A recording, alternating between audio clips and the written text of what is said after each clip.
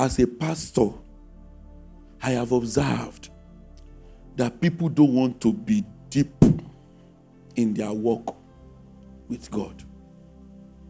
People choose shallowness.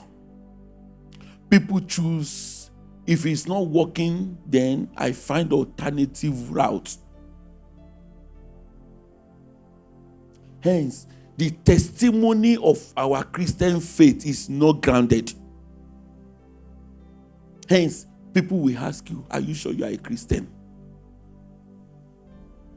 Whatever you are going through that is shaking you now, that is tormenting your life, is a result of the capacity that you have built in the past in preparation for today. Because the same thing you are going through, other people are going through it and they have fullness of joy. That's why we must talk about it. Because whether you like it or not, it's going to happen. They may bring pain. They may bring stress. They may strain you. But God is not unaware that after you have gone through it, you will come out refined. If Moses had dealt with anger, when they were in captivity for 390 years, that thing wouldn't have happened. It would have entered the promise of God, bringing them out when it was 400 years. So, it will have had enough 10 years to prepare them. Deal with that matter, deal with that lust, deal with that anger, deal with that animosity. He said, oh, they judge me. You don't know that this is who I am. Continue.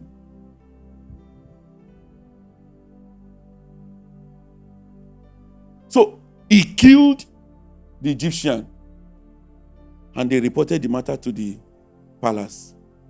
When he heard that Pharaoh was aware and Pharaoh was looking for him, he ran away for another 40 years.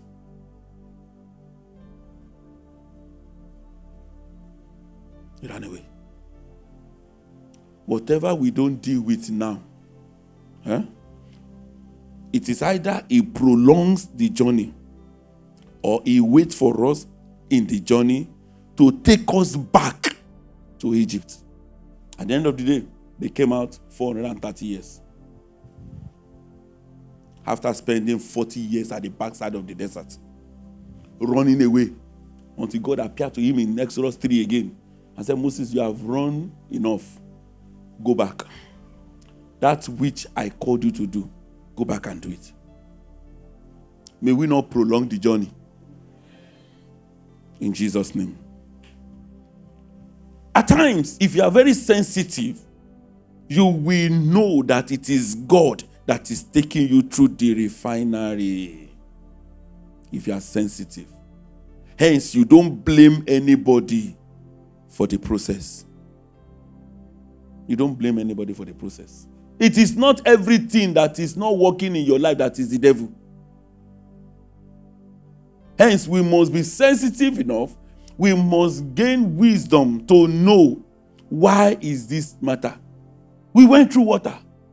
We went through fire. We were laid with heavy burden of servitude. You were watching. You saw it. You allowed it. Yet, you brought us to that abundant place. A flourishing state to refresh us. One victory that you will have as a child of God walking in the counsel of the Lord is to discern the hand of God upon your life. Not to attribute everything to Satan. As I used to say humorously, many of us, when we eventually see Satan, he will slap us. That we have been lying on him. He doesn't even know anything about you. In other words, everything is not Satan. It's hard, but that is the truth. Hence, we must wrap ourselves under the mighty hand of God in his pavilion, in the shadow of his wing, that no matter the buffeting, he will still take us out and put us in the place of abundance, place of refreshment.